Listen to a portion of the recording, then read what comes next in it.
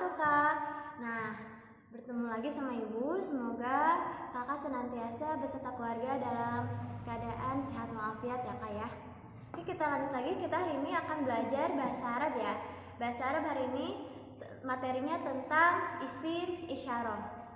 Jadi diharapkan pada pembelajaran hari ini Kakak bisa tahu apa itu isim isyarah, bagaimana penggunaan isim isyarah dalam sebuah redaksi kalimat, dan bagaimana pengaplikasian dalam kehidupan sehari-hari untuk bercakap-cakapnya. Oke, taib. Nah, isim isyarah. Isim adalah kata benda, ya. Isyarah itu yang menunjuk terhadap sesuatu atau seseorang. Oh, berarti isim isyarah adalah kata benda yang menunjuk terhadap sesuatu atau seseorang. Dalam bahasa Indonesia, kata yang menunjuk biasanya kita menggunakan ini atau itu, betul tidak? Ya, ini dan itu Indonesia itu nggak ada bedanya. Baik itu laki-laki atau perempuan pasti kalimatnya ini dan itu. Sedangkan dalam bahasa Arab itu dibedakan menjadi dua kategori. Ada muzakkar dan ada muannas, ya. Nah, untuk muzakkar ini menggunakan kalimat atau kata haza, ya. Haza digunakan untuk muzakkar. Hazihi ini digunakan untuk muannas, ya. Apa itu muzakkar dan muannas? Muzakkar biasanya identik dengan laki-laki tunggal. Muannas itu perempuan tunggal, ya. Contoh misalnya, ini Ahmad. Oh, berarti haza Ahmad. Dan ini Fatimah. Wahazihi Fatimah. Nah, beda ya. Ada haza Ahmad, hazihi Fatimah. Nah, kalimat yang diawali dengan isim itu maka kalimatnya disebut jumlah ismiyah, ya. Jumlah ismiyah yang namanya isim di awal kalimat maka disebut dengan mubtada, ya. Mubtada adalah isim yang berada di awal kalimat. Sedangkan isim yang disandarkan pada mubtada adalah khobar mubtada, ya. Isim yang disandarkan pada mubtada. Berarti yang tadi, ya, haza Ahmad. Berarti haza sebagai mubtada, Ahmad sebagai khobar mubtada. Begitupun dengan hazihi Fatimah. Hazihi mubtada, Fatimah khobar mubtada. Nah, lalu ada pertanyaan muncul, Ibu, boleh nggak sih hazanya diganti, isim isyarahnya diganti dengan isim domir? Nah, ingat ya, isim domir dari huwa sampai nahnu dipilih. Kita baca bareng-bareng ya. Huwa, huma, hum, hiya, huma, hunna, anta, antuma, antum, tum, tum, tum, anti, antuma, antunna, ana, nahnu, eta, ana, nahnu.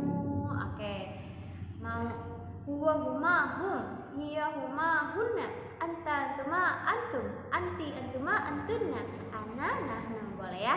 Kakak bebas mau pakai nada apa aja, yang penting kakak hafal. Oke, balik lagi yang tadi, isim isyarah diganti dengan isim domir.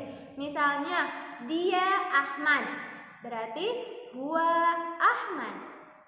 Dia Fatimah, berarti hiya Fatimah, ya. Huwa kedudukannya sebagai mubtada, Ahmad khobar mubtada.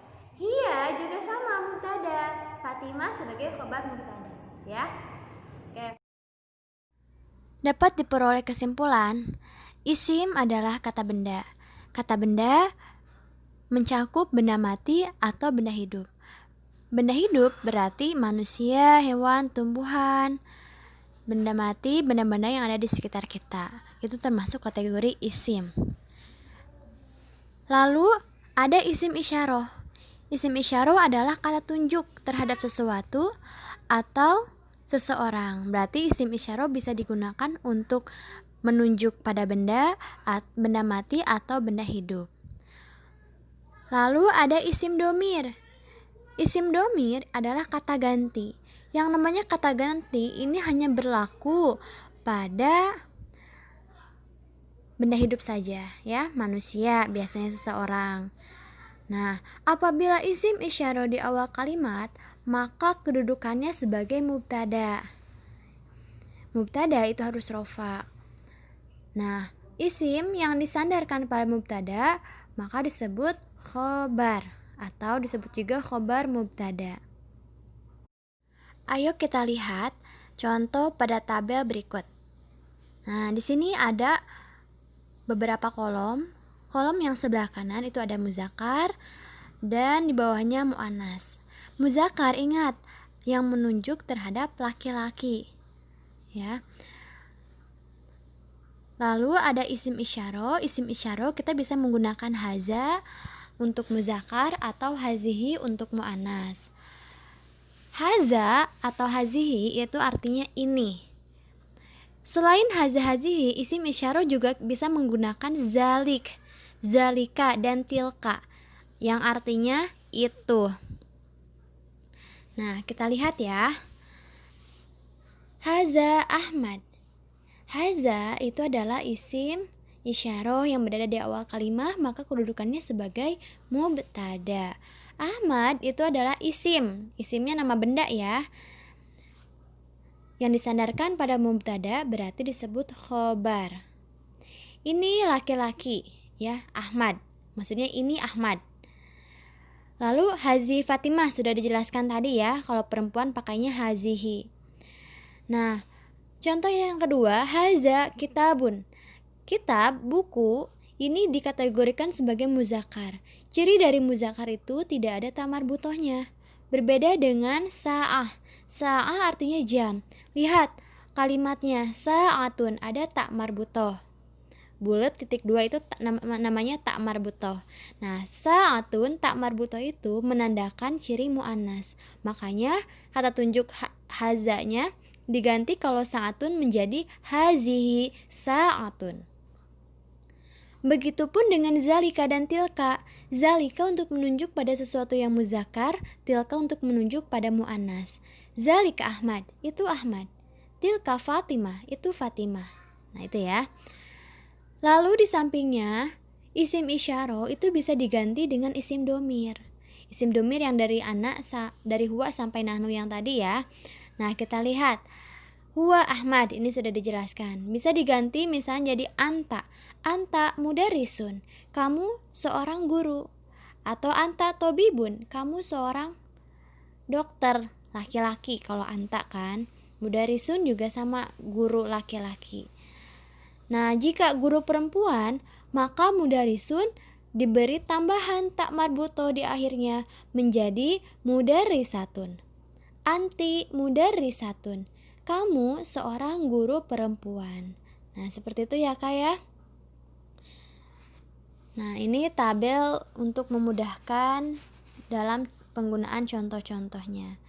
Isim domir juga sama kedudukannya, anti sebagai mubtada, mudarisatun sebagai khobar mubtada. Anti isim domir yang berada di awal berarti kedudukannya mubtada. Mudarisatun isim yang disandarkan kepada mubtada maka kedudukannya sebagai khobar mubtada atau khobar saja juga sudah cukup. Oke Kak, terima kasih. Semoga bermanfaat. Jika kalian suka dengan video ini, jangan lupa like dan subscribe.